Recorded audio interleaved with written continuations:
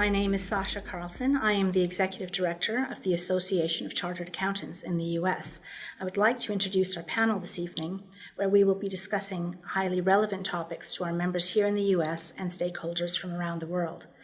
We will talk about the status of the mutual recognition agreements, of which there's been a lot of progress in the past couple of years, as well as discussing future skills that we as professionals need in this rapidly changing world. Welcome everybody. Today's panel is a discussion on future skills and the MRA. It is divided into four major topics: mutual recognition agreements, the professional accounting qualification and the competitive landscape, topic 3, megatrends and the impact on the accounting profession, and future skills is topic 4. I'd like to ask each of the panelists to introduce themselves. I'm Tasha Batstone. I'm the Senior Vice President of External Relations and Business Development at CPA Canada. I'm Ronan O'Loughlin, Director of Education and Training at Chartered Accountants Ireland. I'm Mark Allison, Executive Director of Education and International at the Institute of Chartered Accountants of Scotland. I'm Ken Bishop. I'm the President and CEO of the National Association of State Boards of Accountancy, NASBA. I'm Verna. I'm the Chief Operating Officer at the Institute of Chartered Accountants, England and Wales. I'm Simon Grant, Head of Membership for Chartered Accountants Australia and New Zealand. And I'm Chris Easton. I'll be the moderator for today. I'm the incoming Vice President for ACORS in the US. So we're going to jump right into the first topic, which is the Mutual Recognition Agreements, or MRAs for short. So we get a number of questions from our ACORS members about what we refer to as reciprocity, the recognition of their chartered accounting qualifications or their CPA Canada qualification in the USA, and the process to qualify as a CPA here in the US. This is a complex question, and we're not going to get into all the complexities today. And as it involves separately negotiated bilateral mutual recognition agreements between the accounting bodies, each with different terms and conditions. State board requirements in the USA add to this complexity. We have asked our panelists to give a high-level insight into this complex subject as it relates to their accounting body. And as the regulator on the panel, Ken, I'm going to ask you to lead us off on this. Ken, can you give us a quick update on the status of new and existing MRAs? And secondly, how are these and renewed agreements different from past MRAs? Sure. Well, first of all, let me say that I'm really pleased with the tremendous progress that we've made this year in mutual recognition agreements. I also want to give credit to ACOS for part of that initiative. We had a friendship for a long time with ACOS. I'm talking about the U.S. regulators, but that's really ramped up in the last 5 years, and we've had a really strong working relationship, including the sharing of data and information that has really led to maybe a more trusting environment for us to get down some new paths that we didn't foresee 5 years ago. I'm also excited to say that last night we signed an MRA with the Chartered Accountants of Scotland, ICAS, the Institute of Chartered Accountants of Scotland. That is historical. That application came into the United States almost 25 years ago. And during that period of time, it was nearly impossible for there to be an agreement between the United States and the United Kingdom and other countries because of the grave disparities between mostly experience requirements between our country and other countries. So we're very pleased to have that in process. I think that we're going to be able to leverage the negotiation that we did with ICAS to make it maybe smoother sledding as we begin the initiative of talking to other institutes in other countries coming up in the near future. Another progress, late last year we signed what I would call an improved renewal with our friends in Ireland. We've had a long-standing reciprocal relationship with them, but we instituted some of the new ideas in MRAs, and really the first attempt to do that was with Ireland, and we worked through that process very successfully. We also, in January, signed the North American agreement with our friends in Canada and Mexico. We were in Mexico City. It was a great opportunity for us also to revisit our agreement and talk about new ways of improving that agreement in the future. We're also very close to agreements with Australia and New Zealand, as well along in our discussions with South Africa. Again, tremendous amount of momentum in a relatively short period of time. And very important to us is we are now in discussions with the Institute of Chartered Accountants of England and Wales. We are so appreciative of their willingness to let us get through the ICAS agreement to work out the kinks that we could so that we would have a lot of momentum when we went into our discussion with them. So my appreciation to Mike and others for giving us that flexibility to do that. As to your second question, how are these new MRAs different from the past MRAs? In 2016, I first announced at an ACOS meeting in New York a new initiative we called Unilateral. And we did that based on the knowledge that we were never going to be able to get mutual recognition agreements with other countries. I say never, at least not in the short term, again, because of the different requirements, particularly coming out of the European Union. So internally, we began a discussion about how could the United States move the ball down the field. And what we decided is that we were going to initiate unilateral, which meant we were going to come up, do an appraisal of our counterparts around the world, and know that they were going to be able to come in the United States and practice through unilateral, and knowing that U.S. CPAs would not be able to enjoy that same right and privilege going back the other direction. It wasn't all sacrificial for the United States because we desire to have the best of the world come to the United States and practice the CPA. So it wasn't completely an unfairness issue, but there was also the issue of U.S. CPAs saying, why can't we reciprocally get the same privileges that you're giving the rest of the world? And that began that discussion. It was because of unilateral that we actually ended up where we are, the current agreements with Ireland and the one we signed with Scotland last night, and what's happening with Australia and New Zealand, is that we understand that mutual recognitions don't necessarily mean they're equal agreements. They just mean that there's an agreement where we have mutually agreed to terms. And in those agreements, we have, because of unilateral, decided that it makes more sense for the U.S. CPAs to have some rights and privileges, even if they don't have all the rights and privileges. So we identify clearly the gaps between what a CPA from the United States can do, say going to Ireland, and also the gaps that Ireland or someone else might want to see the U.S. to close coming the other direction. And our agreement is to try to resolve or mitigate those differences during the term of the agreement.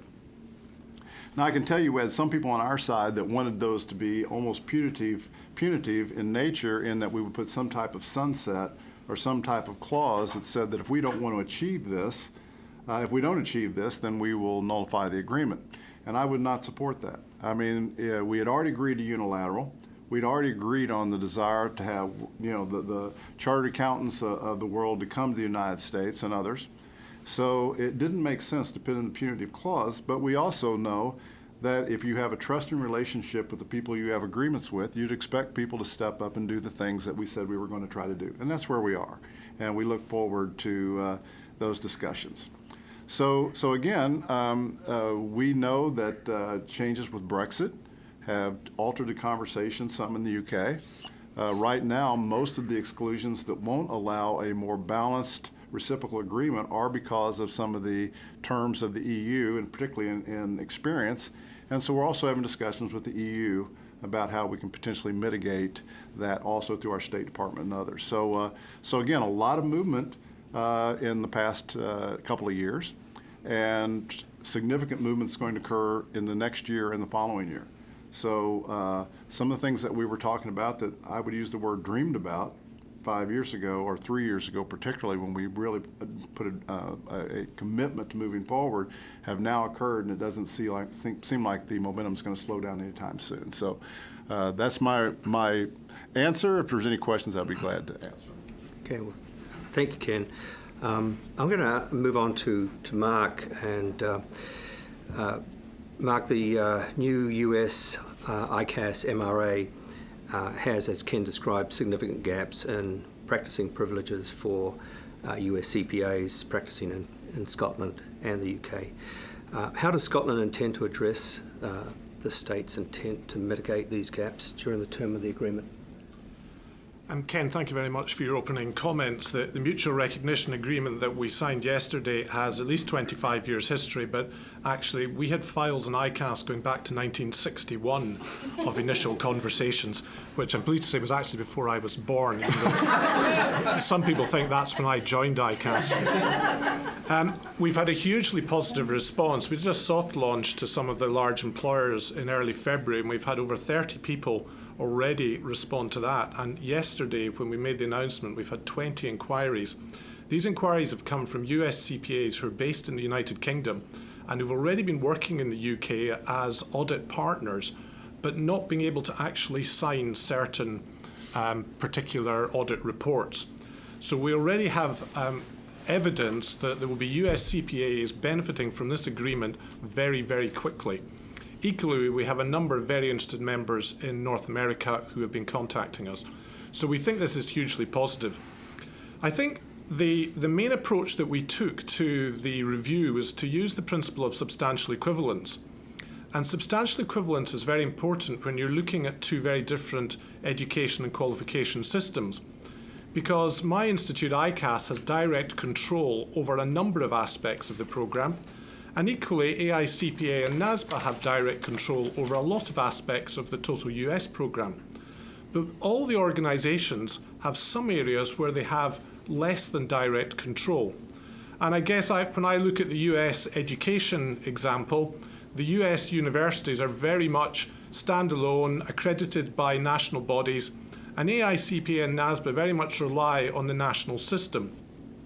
In the UK, the institute itself would control all the education content. So if you try and actually compare the two systems, they're extremely different.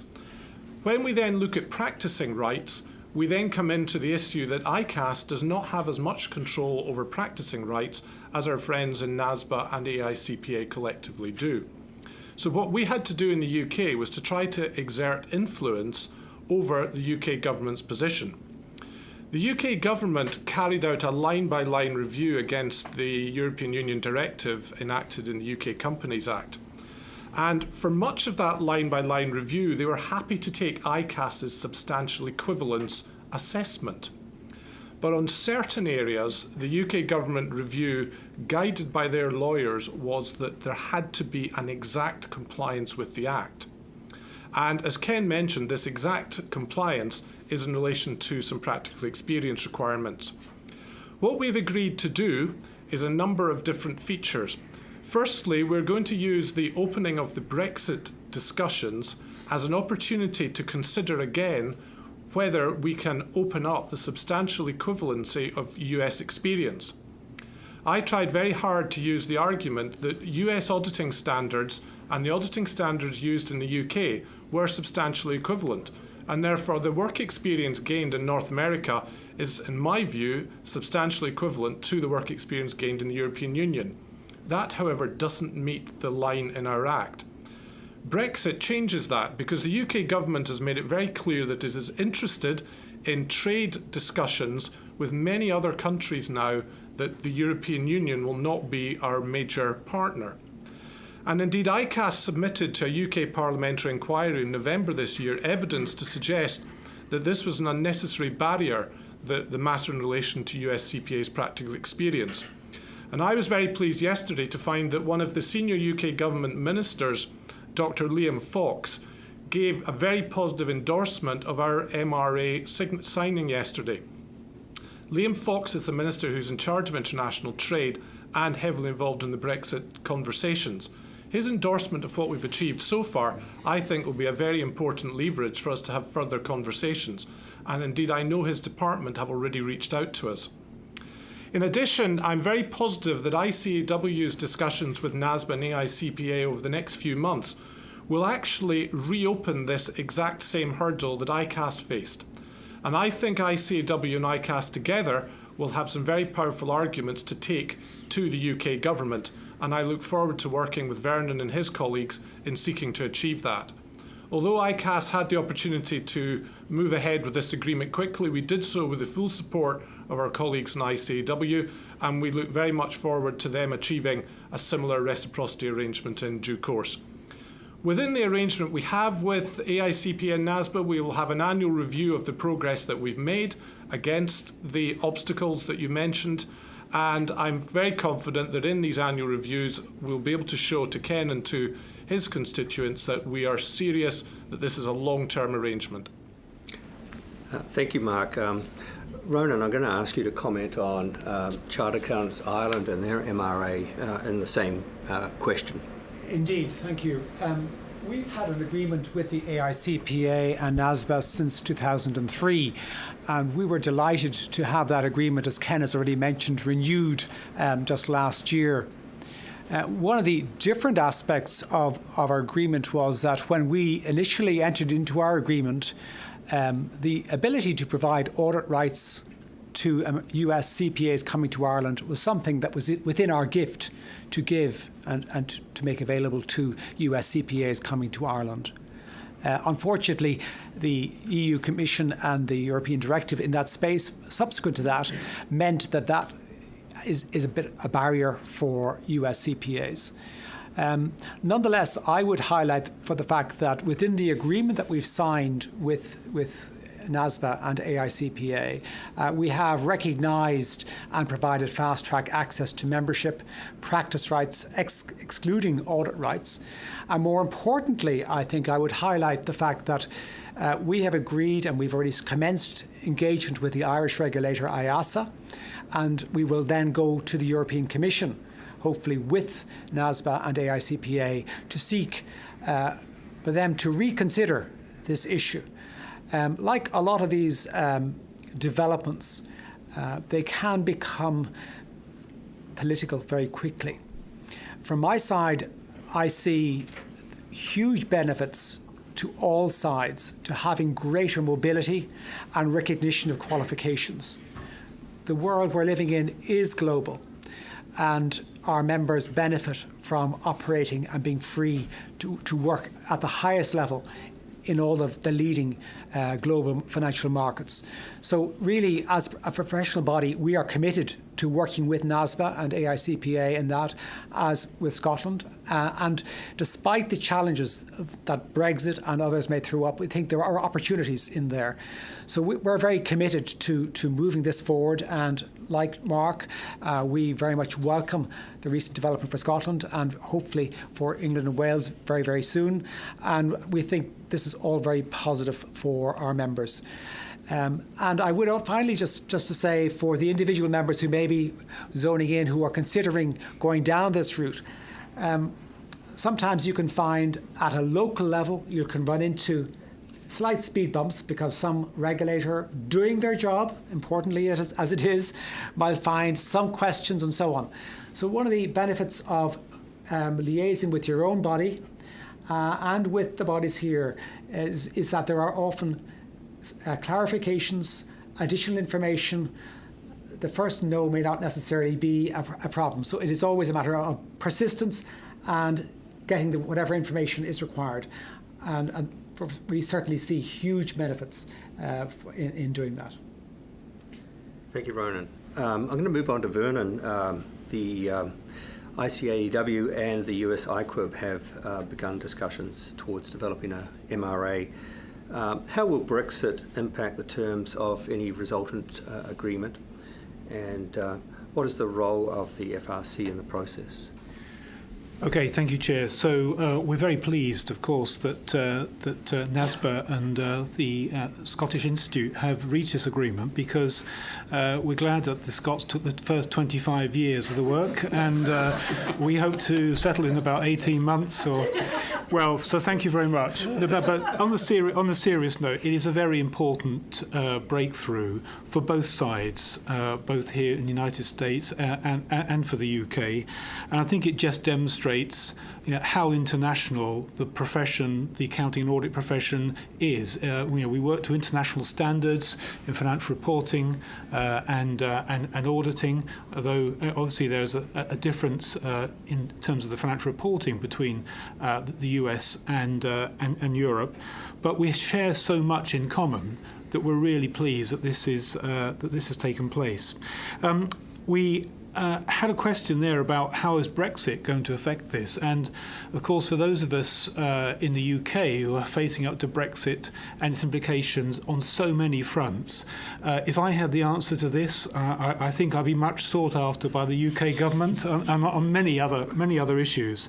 But I think, as Mark has indicated, Brexit actually does give an opportunity to open up some of the issues where perhaps for expediency, as Mark and Ken have just outlined, we haven't really yet got a complete answer to.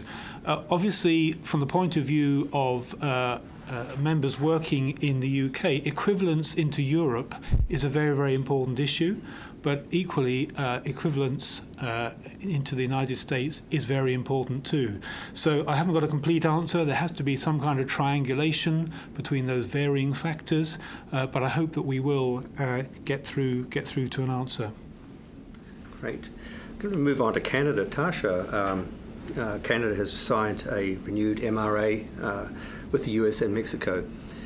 How did the Canadian reorganisation and the consolidation of credentials impact the process? Well, first of all, let me say that I'm very happy to have renewed the agreement with our friends to the south. We've had a long-standing relationship with NASBA, the AICPA, and Mexico. So I think that was a very positive step towards solidifying that relationship as we go forward. Within the North American context, I think all the bodies involved recognize that credential recognition is very important in enhancing mobility, because we have such a highly integrated economy and we need to be able to move people around effectively within the North American context. Within Canada, I think as a result of unification, one of the things that came out that was very clear with unification is that any agreements that we negotiated going forward had to be inclusive of all of our members, and that included our legacy members as well as our new CPAs. And of course that presented some challenges, I think, when we were negotiating the agreement, primarily because in Canada, we have a separation between membership and licensure. So an individual within the Canadian CPA program and within some of our legacy programs could train to be a professional accountant in business and not necessarily have audit qualifications. And then when you're looking at substantial equivalency with the US, where the qualification is basically an audit credential, that presented some challenges. What we were able to do, and I'm quite excited about this, was actually develop a top-up program that we offer in Canada. So individuals who perhaps didn't get the training in audit through their legacy credential or through the new CPA program can take this new program. It's called the Post-Designation Public Accounting Program. The PDPA has been accepted by the US and Mexico as an appropriate top-up program, and then they can access the credential, the US credential or the Mexican credential. So in this particular instance, I think working closely, developing a strong foundation of trust, understanding each other's programs, understanding what it meant to be substantially equivalent, allowed us to come to a solution, I think, that worked well for all the parties involved. Thank you, Tasha.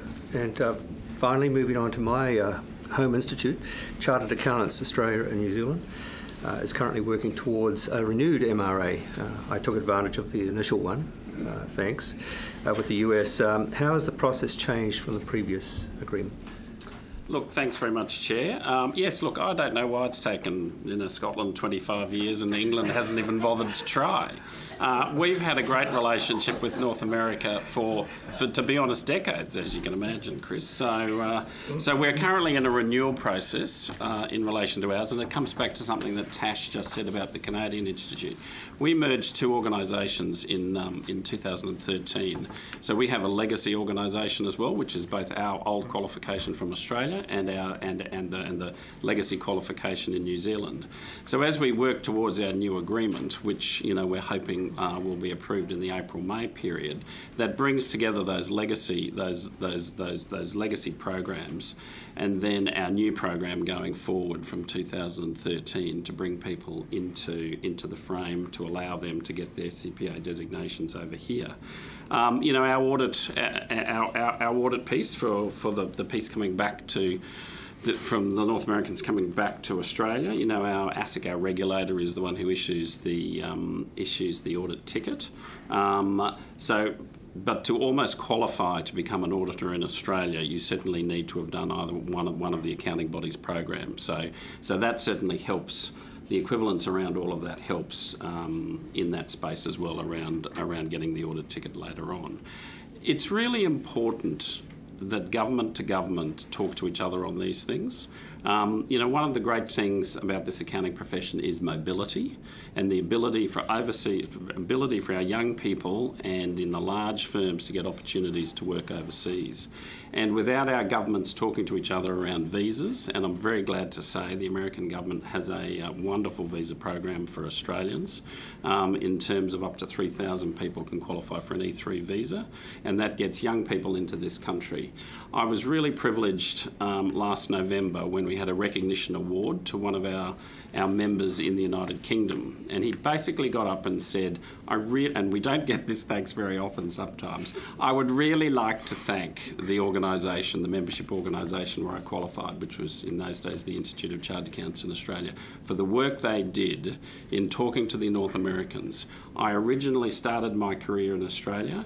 I then went to the United States and I think got a certificate or a ticket via the state of Iowa, and that gave me the ability to come to the United Kingdom with both qualifications and be a very successful partner in EYs over there. So the work that our organisations do in the background really enhance the mobility of the profession, the excitement of the profession, and I'm glad we're working towards our new agreement. Thank you. Chair, can I just quickly respond to the provocation from my colleague from the Southern Hemisphere? I think it's not that we haven't tried. I think Ken very eloquently explained that we gave way in a very gracious way to the Scottish Institute. Because, it was obviously not going to be possible for all the UK-based institutes who wanted this to go at once. It would have made it far too complex. So, as Ken has described, the Scottish Institute has gone first, but we're hoping that they have paved the way. And one thing I just need to mention, of course, is that this is not completely or entirely in the gift of the ICAW in the UK, because we have a regulator, the Financial Reporting Council, and the FRC, I think, has been intimately involved with the agreement just signed yesterday between NASBA and ICAS. And I'm no doubt they will be intimately involved in our application as well. And we understand that they have their role to perform, but we hope that many of the issues that have been discussed between ICAS, NASBA and FRC, we will be able to say the same again. So, Chair, I will just put that on the record. Well done, Verna. Thank you. Before we move on to other topics, I'd just like to throw it open to Ken and the panel for any other follow-ons or rebuttals.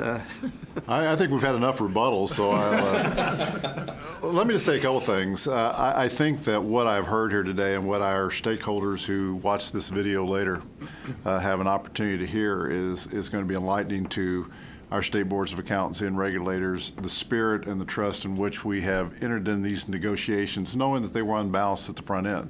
It's exactly what I wanted to hear.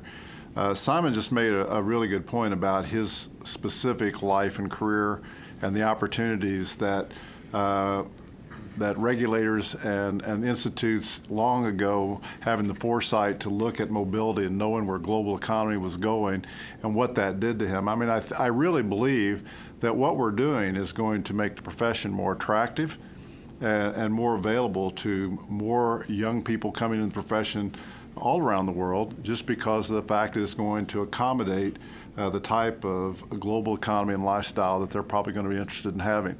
So I think there's going to be benefits that when we started this, we were really talking about people who were already in the process, but I think there's going to be benefits to people entering the process that's probably going to be more profound and more impactful than those that have historically had the interest.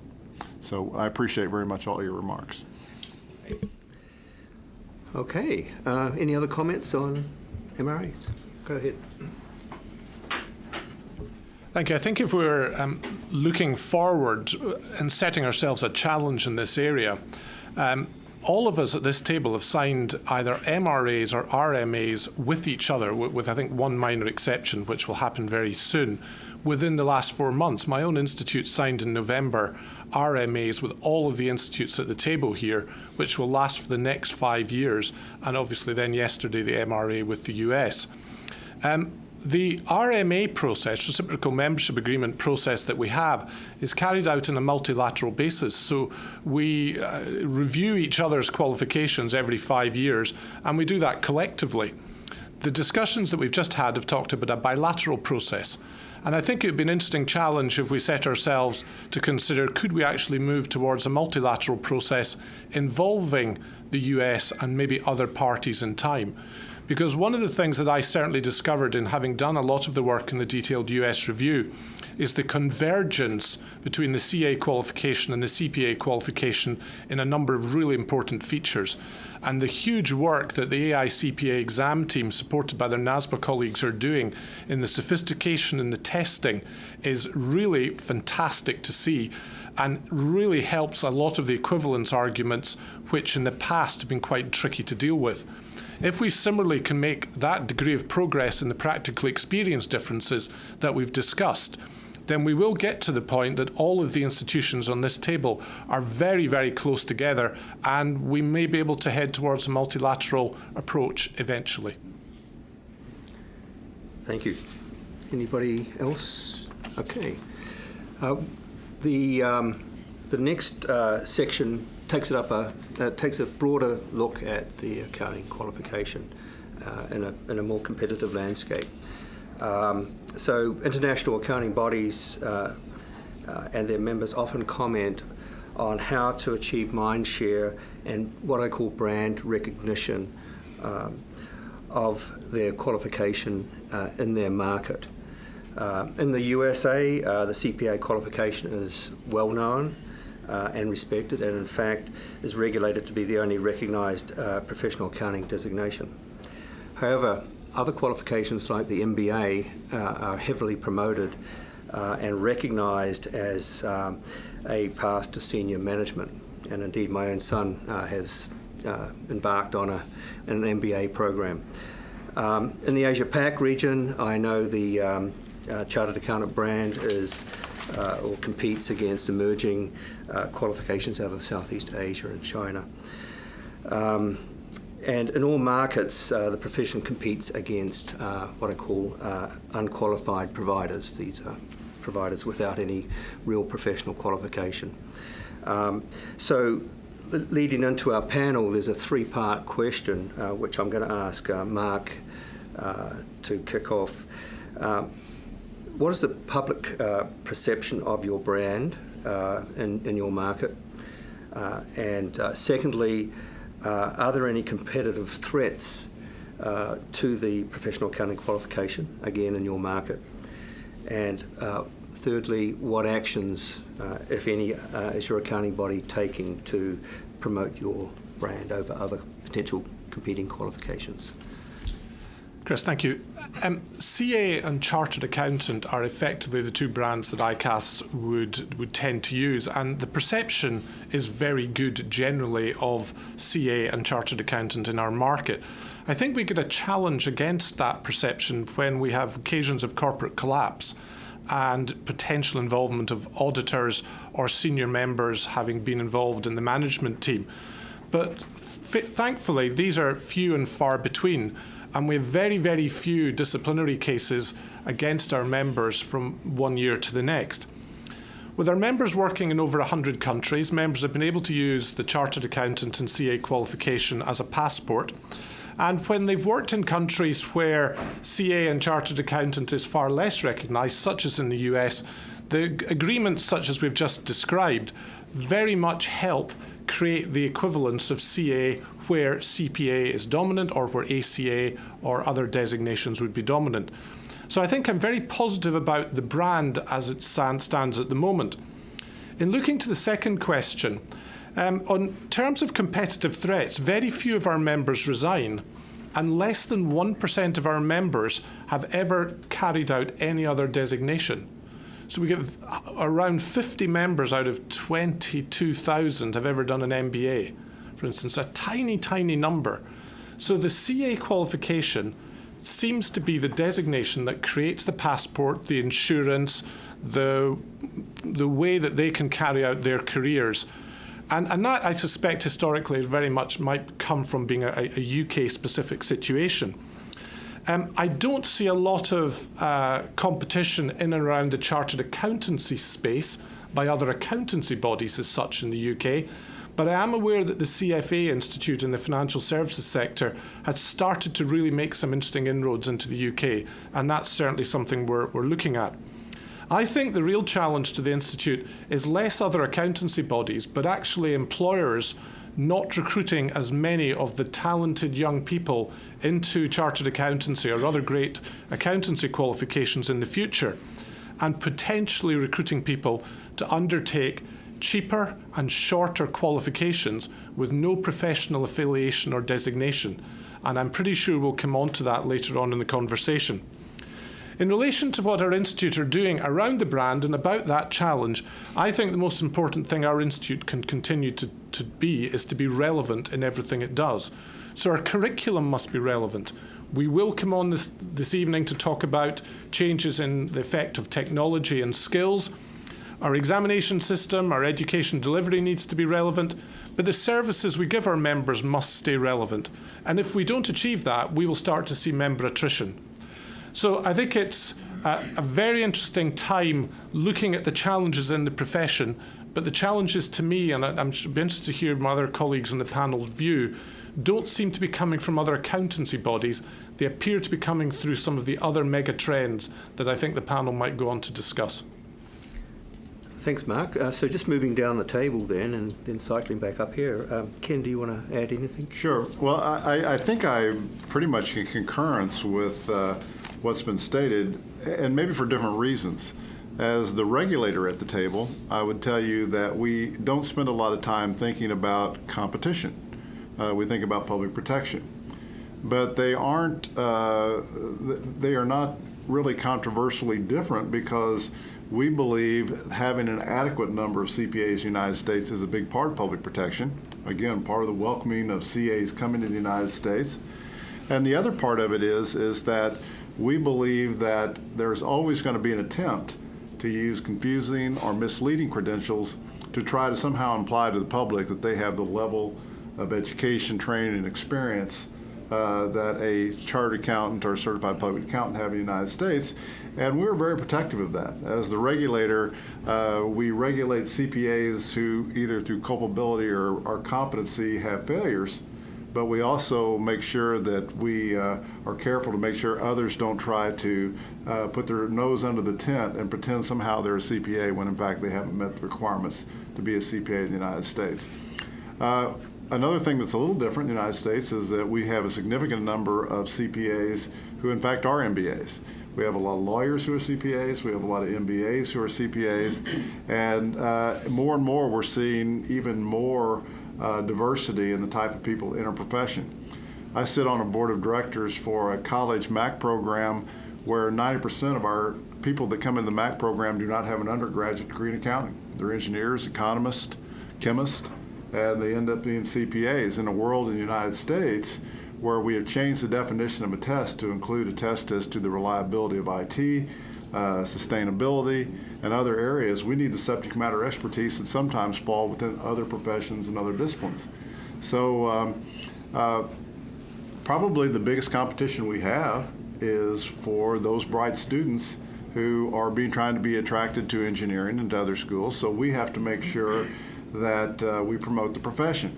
And I will say quickly, that was unprecedented for NASBA to ever say we're going to promote the profession, because we believed that it was somehow conflicted with our role as a regulator. But in recent strategic plans, we have decided that the competition for the best and brightest, the retirement of the baby boomers and other things that are occurring, we need to get out there and start talking up the profession in the United States to attract not only people from around the world, but people in the United States to the profession. So I think the competition is not from other accounting credentials or competing in the accounting world. Again, in the United States, less than 40% of U.S. CPAs are really auditors. They are financial planners, they are business analysts, they are working in government and in education and lots of reasons. So the diversification of the profession we think is a very positive thing for public protection and the public of the future of the credential in the United States. I'm just going to take these questions in a slightly different order. Just start with the competitive threats. I mean, I think it's quite true to say there's always been a competitive threat to the ICAW and indeed to all our institutes. And it would be rather strange if we didn't acknowledge there is some competition between some of the institutes sitting on this table. But I think that's good because, we do believe that competition actually makes you do your best and always make sure you're relevant to the market. And so a good degree of healthy competition, I think, is absolutely fine. In terms of the public perception of the ICAW brand, it's interesting. We have coming up to 150,000 members in this coming March, 30,000 students in 150 countries. Some of those numbers in individual countries are obviously much smaller. So, in a sense, we're increasingly looking internationally at our brand. And one of the ways that we're attempting to do this is, whilst looking at the ICAW brand, we are trying to promote the chartered accountancy brand, and particularly through chartered accountants worldwide. Now, this is a grouping of currently 11 active members who all have the chartered accountancy designation in their own jurisdictions. And the reason we've come together is we are realistic. We recognise that, as I mentioned earlier, that because of the increasingly international nature of the profession, because of the desire for young people to be able to work and to live internationally, that we have to face up to the fact that there are some very great competitor qualifications around the world. So we have come together as, at the moment, 11 active members in Chartered Accountants Worldwide to promote the Chartered Accountancy brand. Now, in that way, we hope that each body retains its own sovereignty and its own designation, but actually in its marketing, we can actually say we are part currently of the 11 organisations together of 1.7 million members and students. Now, that is a good proposition. If we go back 10, 20 years, I suspect that many of our institutes didn't really have a concept of brand or marketing. But I think we're all very well aware of it today. So that's the contribution that the ICAW is making. Look, yes, I'd like to reiterate what Vernon said about chartered accountants worldwide. We saw a perception in the market that the initial CPA, be they stand for whatever it stands for in different jurisdictions, was having some resonance around the place. So, we're part of the Chartered Accountants Worldwide group, and I think it's got some real potential in cementing the name Chartered Accountant around the world. And I say the word chartered accountant very distinctly because the word chartered has a great deal of resonance around the world. When you go up into Asian markets and you talk to international students, the word chartered just seems to resonate in their mind as something of substance, something that's hard to get. In those kinds of markets, that's what they're looking for. They're looking for sort of a step up. So I think we're lucky in that regard that we actually have that word chartered in our name. Interestingly enough, in our home market, talking of competitive threats, we've got other fine institutes who are niching this space. For example, we've got the Tax Institute in Australia, which is a fine institute, but just deals with sort of corporate tax and tax-related advocacy and membership matters. And, they've recently changed their qualification to Chartered Tax Advisor. So again, they have picked up on this word chartered and are using that resonance to, compete with us. And in many instances, our members are members of theirs as well, too, as they specialise in that space. So I think we've got to be quite protective of the word chartered in whatever environments we're in. We certainly operate in an Australian context and to a lesser extent in New Zealand context in quite a competitive environment, and we're all always have, with 3 accounting bodies all vying for the best talent there is at our universities, it does become quite challenging at those universities' careers fairs when you're trying to elbow each other out of the way. But we do it on a friendly basis within country, and it's in what we call the spirit of co-opetition. But as Vernon said, it's good to have a competitor. It keeps you on your toes, it keeps you ahead, and it always keeps you thinking. So I don't necessarily think having competitive threats is a worry to us, but I think from a management perspective it keeps us on our toes, and that's what our members would expect. What actions are we taking to promote our brands? Well, generally speaking, it's in our domestic markets where we do that, where we assist our membership with signage. We've recently run digital campaigns where we see more value for money rolling through in that space, because that's where our young people are. They're talking on Facebook, they're linking it on LinkedIn. We are not likely to be doing above-the-line print or television terribly much. And if we do, it will be in categories where people watch, A-class and B-class decision makers and generally students, and in many instances that's in the sports environment. So, thank you. Thanks, Simon. Back at this end of the table, Tasha. Well, I think the Canadian experience over the last few years has been interesting because obviously we are promoting a brand new brand. So we have the Chartered Professional Accountants in Canada. And at the very start of unification, we made a conscious choice not to build upon the legacy brands, but to create something new and different. And that's where the CPA, the Chartered Professional Accountant, came from. We branded that very heavily in the marketplace. Over the past 5 years, we've had incredible success from that perspective.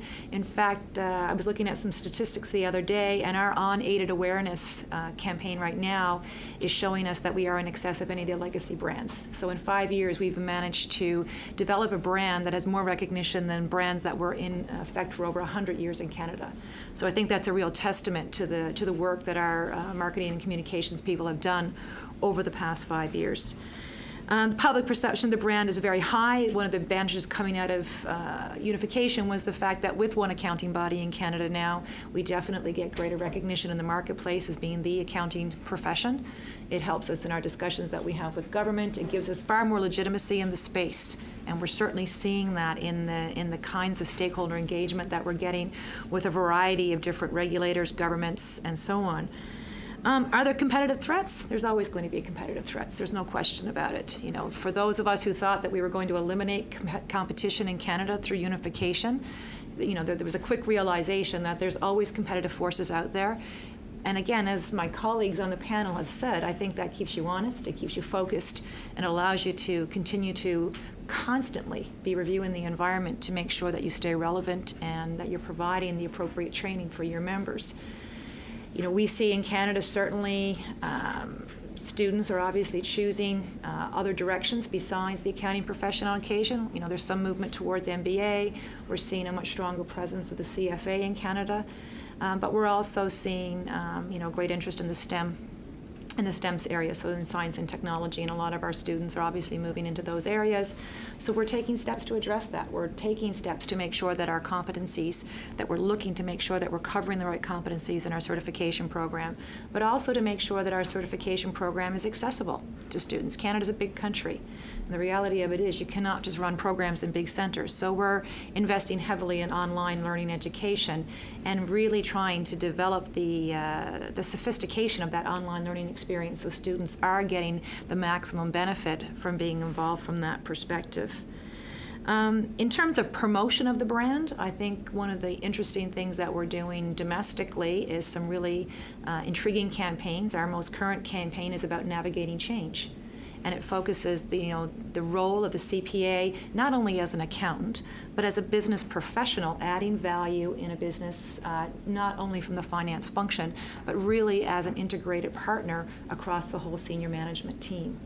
And that has been very successful because I think that's where a lot of our members are playing the roles. That's where they are right now.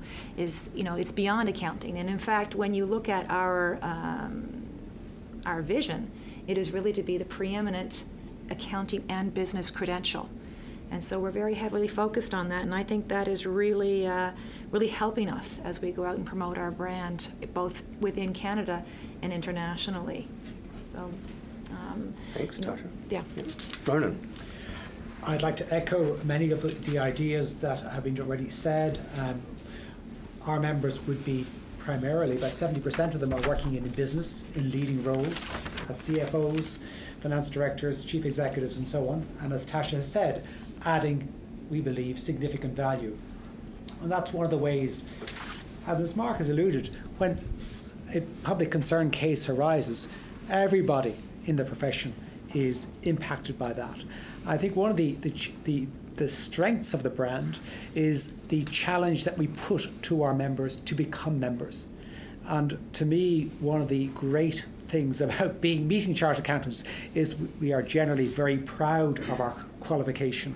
It is something we hold very dear and therefore very protective of that. And that is one of the strengths of the brand.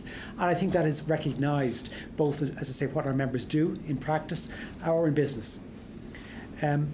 I do think there are potential challenges, optically at least, from other things like MBAs. But the truth is, our profession remains one where the predominant intake of members into the profession coming in as students are typically coming from university. And whilst theoretically you can go and do an MBA straight from college, we wouldn't be recommending that to anybody. The reality is you get the best from an MBA if you were to do that, perhaps 10 or 15 years post-college. So we're not competing, in my view, in that space. In fact, I would say the chartered accountant gives a significant fast-track career boost for our members, and many of them may or may not need to consider other designations. And indeed, post-qualification, we've done a lot in that space to strengthen and have additional awards to support our members as they progress in their careers. One of the areas certainly of challenge that we would see in Ireland would be that with a very rapidly growing multinational sector, high tech and so on, many students coming from college will look at other careers, potentially looking at seemingly very exciting. What we see, however, is very important, is that the chartered accountant typically, upon qualification, 2 or 3 years of whatever, out of post-college, is typically better placed to fast-track their career. So a career perhaps in, dare I say, a Google in Dublin might appear attractive in straight from college, but many of those students 3 or 4 years post-qualification will see their chartered accountant compatriots moving way ahead. And importantly, as we've talked about earlier, having the ability to move globally with the global designation, which is recognised, which I think is hugely important. So there are competitive threats, and they're coming from a number of different angles. We will touch later on the impact of technology and how that is changing. And certainly we see in the context of, as Mark has touched on already, potentially there are potential losses to the profession where certain core tasks that we do at the moment, like audit traditionally, if that was highly automated, the number of typical trainees coming in to our profession might well change quite dramatically. With that in mind, we're seeking to broaden our footprint and to tackle that by attracting students in other areas, growing areas within Ireland. So, but certainly it is a huge ongoing challenge. And as I said earlier, competition is good. We have to keep looking at what we do and how we can make and continue to make our qualification attractive. Like all the bodies at this table, we remain very active to promote the Chartered Accounting Body within Ireland, obviously, and in terms of attracting new students, we would actively be very busy with social media, as I'm sure all the bodies are around the table. That is the way you get your message out there. That is an area that is changing very rapidly. But I don't think there's any room for complacency. The world is changing. The standing, if you like, of professional qualifications isn't something that we can take for granted. I believe we're in a very strong place, but I don't believe we can stop and sit on our laurels. We have to keep looking very hard. And I think this global dimension that we have here is one of those strong aspects that we can hold out to future trainees. And certainly when we're promoting to our students, we see this global mobility as something that is very precious. So we can't be complacent, but we have to work on and challenge ourselves at all times. Thank you, Verna. Before we leave this topic and move on to the third topic, I'm just going to throw it open to the rest of the panel if they have any further comments that follow on from the other panelists. No, Oh, great. So the third topic is about megatrends and the impact on the accounting profession, and we've touched on that through the first two topics. This is probably one of the biggest impacts on the profession. And with regards to megatrends, while brand recognition in the previous topic may be an issue in many of our members, there are larger overarching issues that impact the global markets. And these have been defined by the World Economic Forum as 5 long-term trends that contribute to change of the global economy. These are technology, economic uncertainty, societal, sustainability, and geopolitical. Vernon, if you could lead off in your research, what are the most important trends that you see causing change in our profession? Okay, thank you, Chair. Well, we could all speak for weeks and weeks on this topic, but I'm going to just maybe try and be brief and just pick on one mainly. I'd like to pick on the societal issue, because I think one of the things that's really affecting the accounting profession around the world is this whole issue of the trust agenda, and also the trust in experts. I think this is just so important. We're living in a world now where skepticism abounds, and experts are being challenged all the time. We've already alluded to the fact that fairly infrequently, but with a lot of headlines, when something happens in the accountancy profession, even though if you look at it in perspective, it might be a very small percentage of what professional accountants, chartered accountants do around the world. It obviously has this effect of starting to undermine trust. When we look at the use of the term chartered accountant around the world, and Simon mentioned this, there is something about the chartered accountant that actually does and should stand for trust. The word accountant by itself, I don't think does that, and we may have a particular interest in this in the UK, because in the UK anybody can call themselves an accountant. You don't have to study anything to become an accountant. Call yourself an accountant, set yourself up on the high street, and offer accounting advice on all sorts of things. It may be of interest to those watching this webcast that at the ICAW, an attempt to actually get legal recognition of the term accountant was first raised in 1907. So I can go back before 1961. But we've come to the conclusion over the last century that actually governments are not very interested in the UK. They look upon it as a restraint of trade. So actually, what do you do? Well, actually, we've already touched on the brand and marketing. You have to demonstrate by the quality of your members, what they do, that a chartered accountant is the person that you should be going to. We work to an ethical code. All the bodies on this panel work to an ethical code. I think one of the things that we need to do, possibly more as professionals, we need to get that ethical code out more before the media, the public, and those whom our members do business with. And to demonstrate that it isn't just something that you hang on the wall. A few years ago, I was on a panel in the UK Parliament, and on that panel was the Archbishop of Canterbury designate, and he said to me, Mr. Saw, he said, is your institute like so many that you go for the 3 Ps principle?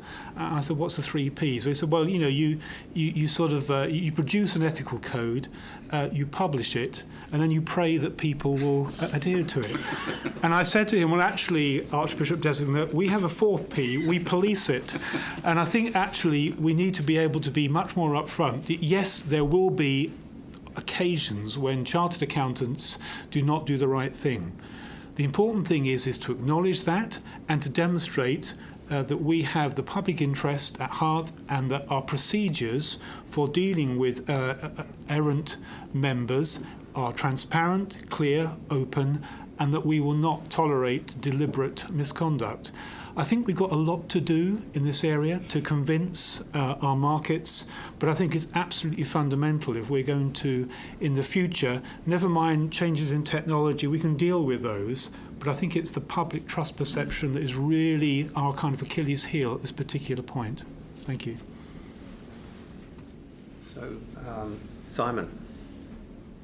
Yeah, look, I couldn't reiterate what Vernon said more. You know, the spirit of the profession is around all those principles. You know, trust is challenged. You know, you only need to look at what's going on in the world around the erosion of institutions, be they banks, be they the police force, be they anything which has sort of held up our society over the last few years. So, yeah, no, look, you know, what we're good at is the trust dialogue. You know, you actually look at where some of the firms are taking the trust piece and the audit piece, and, you know, they're creating whole new service lines around food provenance and things like that to prove to the consumer that their salmon or tuna was taken in a good way from the North Sea or wherever. You know, and that, and for us to be part of that, you know, just resonates back to that we own the trust dialogue. And if we don't pick it up, you know, not just in auditing, but in other things as well, and we don't take our place and resonate our place, police our place, you know, we will lose it. And it's something that's being eroded at, and it's very easy to erode in a fake news, social media environment. And that's why I'm very glad to see that faith in social media news has declined, and there's a movement even back towards the trusted newspaper sources. So you would say that it's more the societal Yes. trend that is the Yeah. most important affecting you. Tasha, what do you see in your research as the most important trend? I think we see all those trends as being critical. You know, it's difficult to highlight one over the other, and I don't think they're new, quite honestly. You know, the reality of it is, you know, going back to talking about the past, I picked up a report the other day from one of our legacy bodies that talked about how the profession was going to respond to changes in technology, changes in environment, sustainability, changes in societal, demographic changes. The report was from 1968. So again, you know, you go back to the fact that these aren't new. These discussions are not new. What is different? What is new? And I think what's different and new is the pace of change. It's the acceleration. It's the use of social media and digitization to be able to disseminate information that much more quickly. And it's really about the stakeholders having more of a dialogue and more of an interest because they have access to a lot more information immediately as it happens. And I think that's something that we're all going to have to work through as we look at our profession within the future. However, what I do think we need to is have a fundamental look at our own skills and competencies. And again, I could talk about digital skills, and we're all looking at how to incorporate that into our curriculum. We're talking about how to embed sustainability into our curriculum. There's no question about it, but there's more fundamental skills I think we have to look at as a profession, and that really comes down to three things for me. Number one is resiliency. You can't put in this world of incredible change and pace, you can't put a pin on a board and say this is where the profession's going to be in 5 years, 10 years, 15 years, because we just don't know. That's the reality. So what we have to teach and what we have to help our members be is, first of all, resilient. They have to be able to change with the times. They have to be able to fail, get right back on, try again, and learn that skill because it is a learned skill. The second thing we have to do is we have to be adaptable.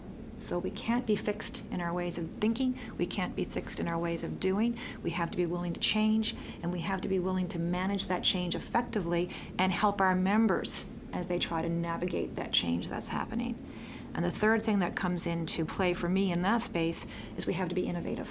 And that means being innovative as professional bodies, innovative in terms of our curriculum, how we teach, innovative in terms of how we regulate, because that is fundamentally going to shift, I think, in the next few years as we look at new and evolving business models. You know, we have an ecosystem within our environment where there are going to be non-members playing in our space. That's just the realities. And so how do we operate in a regulatory framework in that space? What do our business models look like going forward? And so the innovation is not just about technology, it's about processes, it's about regulation, it's about really how we innovate ourselves as professional bodies, but how we also help our members become more innovative in their own careers and the direction that they are moving in. So from CPA Canada's perspective, we're spending a lot of time looking at those core competencies, those really what we call enabling skills, resiliency, adaptability, and the ability to innovate, because I think that's what's really going to prepare both the profession and the members we serve for the future. Thank you. Ronan, what do you see as the key trend that is impacting the profession in Ireland? I think all of the 5 points listed, technology, economic uncertainty and so on, all impact on us. I would highlight, just as one angle to think about, would be, I think, particularly in attracting young members into the profession. Many of them are much more attuned to some of these trends, particularly issues like sustainability. Many of them will be aware of the challenge to the environment and so on. And the traditional, if you like, narrow focus of just focusing on the short-term financial results are seen as potentially inadequate when you consider the longer-term impact on the environment. So as already mentioned, we would see firms moving into a much broader measurement of sustainable measures. And that, I think, is also something that's very attractive and resonates with potential members. I think it also resonates with chartered accountants' typical traditional skills, because the chartered accountant has always been responsible for the integrity, not only of themselves, but the integrity of the numbers. So in looking at how we are operating and is our fishing practices sustainable, people are looking for professionals with those competencies. So I think that's very important. I think the profession has shown phenomenal resilience and adaptability in terms of how it has evolved to changing business practices. But the pace of change today is, I think, the biggest challenge, and the sense of uncertainty and ambiguity that we all face as we face, we could talk for a long time about some of the technologies, and we'll be moving on to that shortly. The difficulty is, I think, at times is that we don't know where we will be, but I think I'm around long enough to remember when I think that our jobs were presumed to be replaced by computers, and I think the profession has shown great strength in adapting in that space. But as I say, the pace of change is speeding up, and therefore we can't afford to be any way complacent. And Mark? We identified, I think, or the World Economic Forum identified 5 megatrends, but I think one of the things I observe is that our members over the years have been able to deal with all of those trends together. And there are very few other professionals that are able to deal with technology, economic uncertainty, societal trust matters, as we heard, sustainability, and even considering geopolitical matters. And we do that because we've got a multidiscipline qualification. Our members are very seldom expert in only one area. They're expert in many different areas, and they're used to dealing with these multiple factors. So I think we can deal with each of these items separately, and there's a huge concentration on technology. But if I was looking at one, I would probably pick on sustainability and scarce resources, which I think TASH is a big change in 1968. And if you do work at all in Africa and you look at the aspirations of some of our friends in the professional bodies there, the limited resources is the huge, huge challenge for them. But then if you look at their environment, they've also got technology challenges, economic uncertainty challenges, and I think that very much the profession can see all of these trends brought together, and that's what our multidiscipline skills will help solve. Okay. And from a regulator point of view, what are your biggest challenges? Well, first of all, I think that they are self-described as long-term, and I think that's very important. Someone mentioned earlier in the 1960s, very similar lists could be made, and I expect that you could go out 3 decades from today and you could find a very similar list again. I will tell you that as a regulator, one of the words that we use a lot is about public reliance. I mean, the fact that CAs and CPAs are a trusted profession is incredibly important in all 5 of these areas. When you go to a CPA or you go to a chartered accountant, you typically expect to have someone who is current, knowledgeable, and truthful. And I think polling in all of our countries has shown that when you look at professionals and you look at the public's regard and trust for professions, chartered accountants, CPAs are always near the top of the list. And there's a reason for that. And part of it is maintaining and progressing in each of these areas as they become more and more important in society. I can tell you, when you look at things like economic change, if you just look at a country like Venezuela and you look at where they were 10 years ago and where they are today, you can see how disruptive anything from political process to leadership to a lot of things that aren't really under the direct domain of an accountant, but how quickly they can change the expectation with inflation running to numbers that no one could possibly exist in a good way in any of our countries.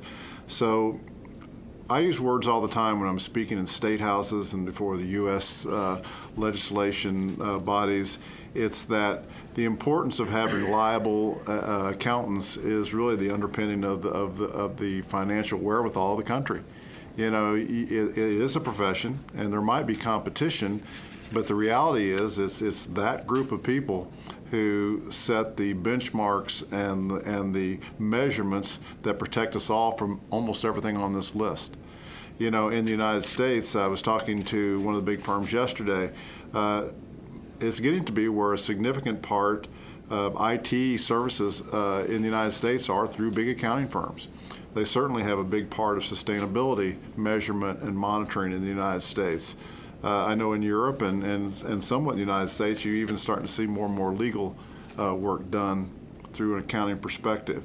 So I think those are positive things. You know, very often when we talk about disruptors, I'm one of the people that believe that disruption means change, and change is usually positive. And I think that's where we are. But I will tell you that someone else mentioned how quickly things are evolving and changing. It's much more challenging to stay abreast of the changes now from a public protection and a regulator's perspective than it was 5 years ago, 10 years ago, and I suspect that will continue in the future. Thank you. Just to finish off this topic, I'm just going to do a bit of a speed round on specific initiatives that your institute, professional body, is taking to assist and support members with these megatrends. We'll start with you, Tasha.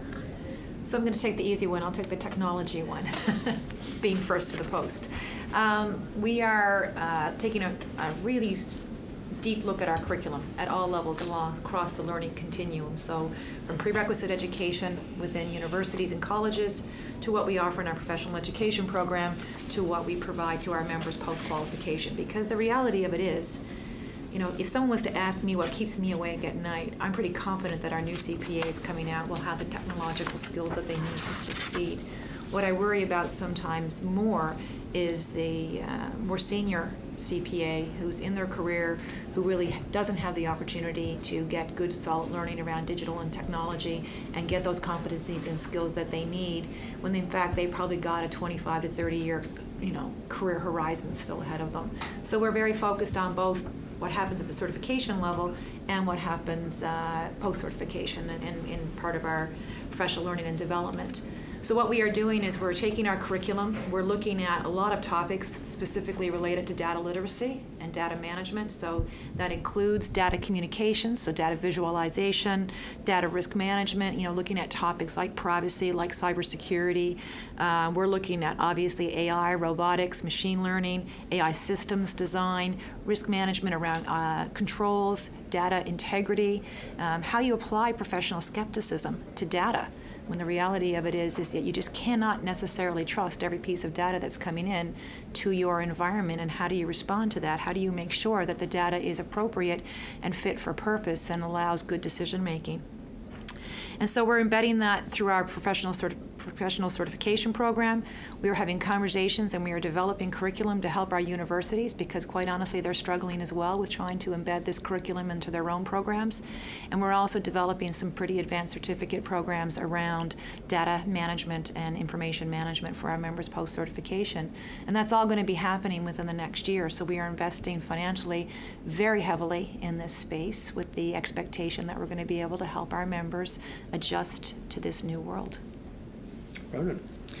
Okay, Specific. I could echo work we've done in that space in relation to technology. We're at the moment have launched recently a certificate for our members in the area of cybersecurity, and like Tasha mentioned, there are challenges both to embed it, these new technologies within our education program for new members, and then subsequently to support and facilitate our members when they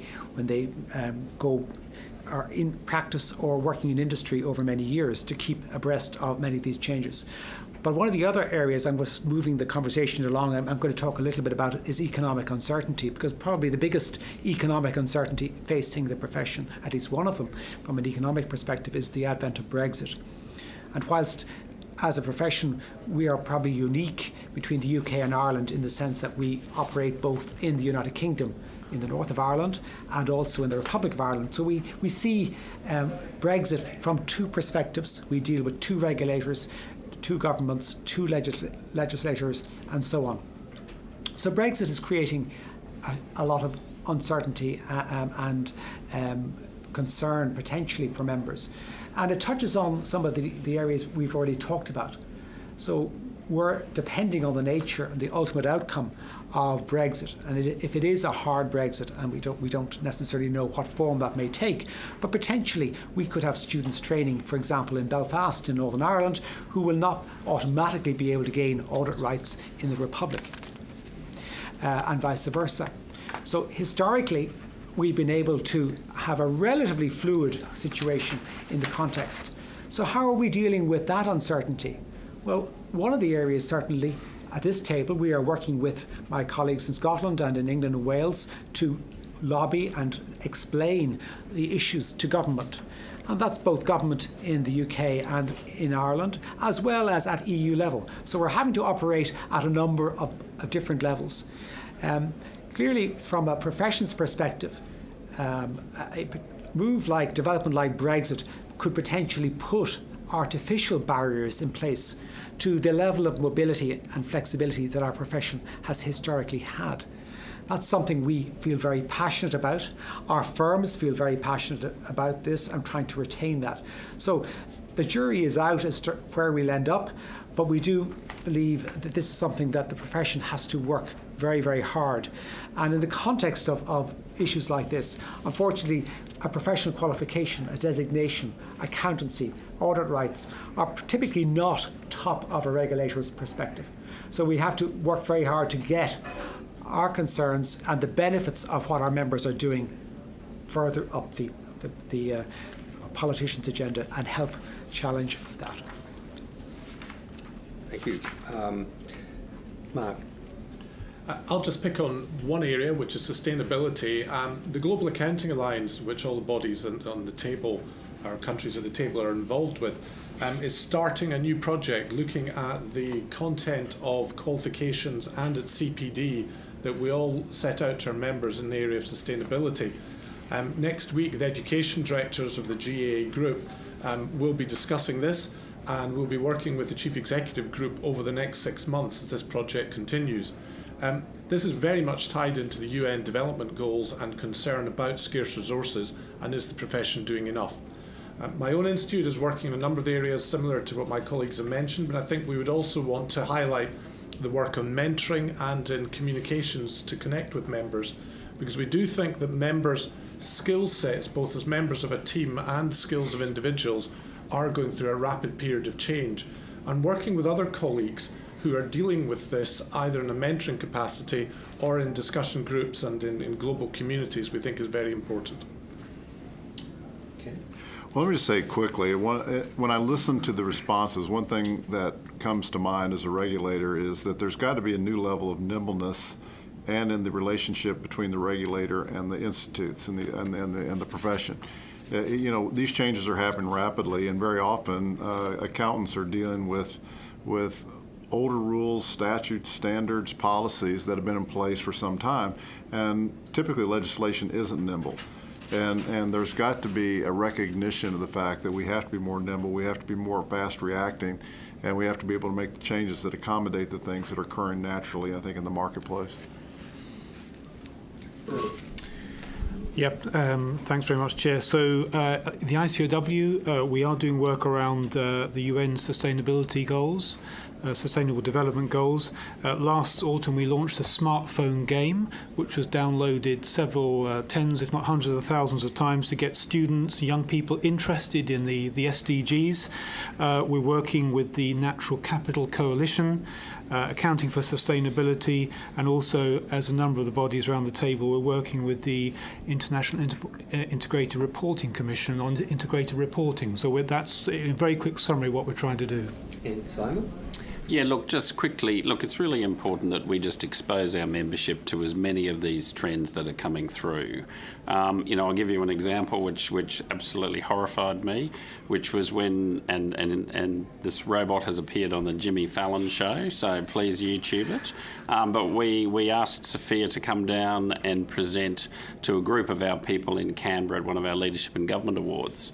And, when you see what's happening in that robotic space that's actually really personal and in a humanoid way, it really makes you think about where the world is going. So I think, look, across all these sorts of megatrends, we've got to put them into our curriculums. We've got to get our students to understand it all. I have great faith in the human endeavour, and I know change happens very quickly. But as someone said once before, we were all going to be surfing on the beaches for 3 days a week because computers were going to be doing all our work that we did 2 days a week. The reality is life just speeds up and life just gets faster. We've just got to process it faster.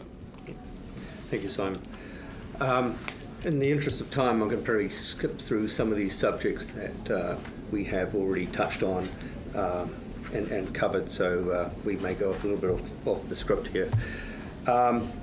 But one thing I do want to touch on is the disruptive technology, because it has been mentioned several times, and it's an area that I'm personally involved with, particularly around big data, Internet of Things or IoT, artificial intelligence, and blockchain in particular. These technologies will probably change the profession in ways that we don't fully understand yet, particularly in the AI space, and how professionals will do their work. For instance, robotic process automation may replace a lot of clerical staff, and you're ending up managing a whole bunch of robotic processes. That's already happening. And what I see coming down the line in AI is astounding. So in terms of these fundamentals, how it could actually change the profession, for instance, data analytics around audit, for instance. What do you see as the as some of these trends that could fundamentally change the profession around the technology? And I'll kick off with you, Simon. Sure. Well, I think you're already seeing it. I mean, the large firms are investing a lot in spaces that are outside audit but are complementary to audit. Everything in an audit is some sort of valuation. And, these things are all being now created by great data dumps, and you've got mathematicians who are looking through all this stuff rather than sort of trained professional accountants. But at the end of the day, what happens is someone's got to, write an opinion, and someone's got to actually validate the stuff that's coming through from all these sort of data analysts. So I can see it happening almost immediately. As robotics comes into play, particularly if you're in a business environment, you've just got to make sure that you're the CA or you're the CPA who's managing those damn robots, because that's the value, and that's the bit that you can play into community. So blockchain, I must say, is something of a bit of a mystery. I think it really does need to be explained to us so that we can actually understand it in simple terms, and needs some good resonance around it. The thing that really troubles me about blockchain is not so much the blockchain and the distributed ledger piece, but how we actually regulate that piece, how the lawyers are going to get their head around writing new contracts and new language, how you'll actually get to defend those pieces in court. So yeah, I think there's going to be a lot of trends, and look, accountants are always at the centre of it. So I'm pleased that hopefully we've got the knowledge to take it through. Tasha? I'm just going to highlight what you talked about with the audit data analytics. I think that's a really interesting space. It's not only going to change what we're auditing, because quite honestly, historical information becomes a little bit irrelevant. What we're seeing in our discussions is that users of financial information are looking for real-time validation. So it's going to change what you audit and hence how you audit as well.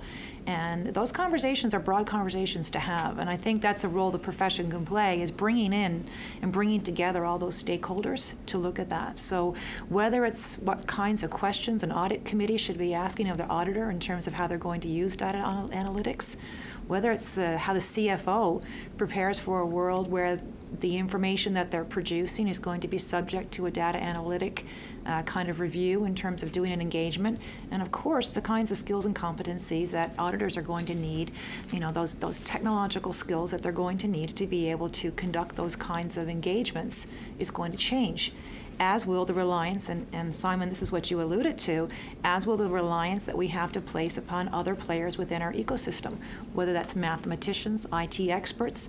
We have to find solutions for us to work together with those other professionals in order to be able to have high quality, reliable audits. And so I think that's going to be an interesting space as we go forward to really think about how we work in that entire ecosystem.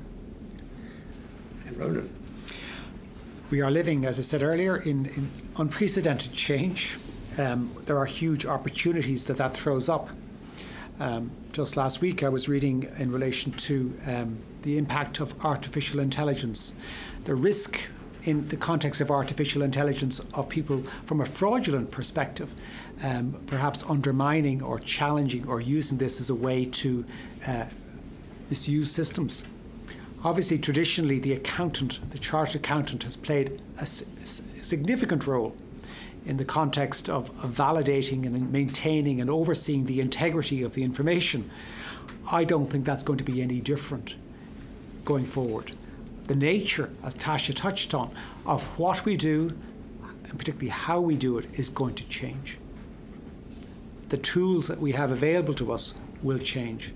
But the need for the accountant to be able to interpret results, make sense of it, and as already said, to report on it and to give us some assurance around it, that is where the future lies. So it is an area of really exciting opportunity, is what I see coming down the tracks here for all our members. But it isn't one where you can look and say, what worked before will work again. We do need to play to the strengths of the chartered accountant. And I think if we do that, linking back to the issues of trust and integrity, I think we'll remain very strong. Thank you. And Mark? Accountants have always relied on experts, and I think over the last 20 to 30 years about reliance on actuaries, reliance on engineers and valuations, reliance on IT programmers. Moving into the next few years, we'll be relying on other experts, and the only way you can rely on an expert is if you can speak their language, or at least understand their language, even if you can't have a full conversation. So what we've got to ensure is that at IPD and at CPD, we're allowing our members and our future members to know enough of the language that they can rely on the experts that are going to be working in these other fields. And I don't think it's all just about technology skills, because the real use of things like data analytics moves into quantitative skills. And when I look at areas which I think have diminished in curriculums and in people's skill set over the years, the ability to work easily with mathematical formula, with probabilities, to look at risks, to be even better at forecasting, that's something that I think is a challenge in front of people. And I would also put the ability to communicate, because you're going to be communicating in different ways to different audiences. So communication skills has always been there. I would put quantitative skills right back in the forefront of the agenda, and the ability to speak the language of other experts in these evolving trends that we're seeing, and indeed potentially to speak to robots. And Ken, from a regulator's point of view? You know, probably my biggest concern and one of the things that keeps me up at night is our regulators keeping up to speed to adequately regulate. I mean, because we're going to need the same skills, the same education, the same understanding of blockchain, Bitcoin, data analytics, artificial intelligence as the practitioners. And I'm not sure we're there yet, so we're spending a lot of resources trying to do that. Another big step that AICPA and NASBA have recently announced is that we are looking at a new pathway to CPA that is not the current model, but the technology model. So it would be an equal weighted CPA that has a different type of education underpinning, knowing that kind of education and skills is going to be needed in the future. So we are working on that right now and throwing a lot of resources at it. So change is inevitable. Right now it moves so quickly. All of us have responsibility to keep up with that change. Good. Thanks. Just a couple of points. Always been mentioned the impact of artificial intelligence, particularly on the audit profession. One of the things that many of us grew up with as auditors, and many of our viewers to this panel will remember, is that most of the auditing standards are written around sampling. And of course, what you have with artificial intelligence, etc., is the ability, as has been mentioned, to do real-time 100% checks. And when you have a distributed ledger with blockchain, with all the parties having access to it, that is going to be a massive change in our profession. And there's a lot of discussion around auditing standards. There always has been and always will be. But I think this is going to be a real step change that we've all got to get our heads around. And the regulators too. You know, actually, how do you regulate an audit profession which is fundamentally driven by artificial intelligence? So I think there's some great challenges there, and I guess we're all looking forward to getting to grips with them. The last thing I would just say, as my sort of sign off on this panel, is, and this is an apocryphal tale, which may or may not be true. The use of drones in stock takes. Many of us remember going into very cold warehouses and counting boxes and things. I heard a tale. A particular firm used to send 2 people in to count the boxes. Then they thought, hey, let's use drones. They can go up and down checking off the barcodes. So they sent in the 2 auditors and a team of 3 people to help them do the drones, you know, the technicians. But it does, coming back to one of Mark's comments, maybe in the future, as well as coding and artificial intelligence, the professional qualification should include flying drones, so you don't have to send a support team. Thank you very much. Well, we've run out of time, and I would really like to thank the panel. It's been a great discussion today, and it's, from my point of view, it's great to see the profession thinking ahead and really addressing the megatrends and moving the profession in the right direction, particularly with the global qualification and the mobility aspects, as well as recognising some of these disruptive technologies and addressing them. So thank you very much. Thank you.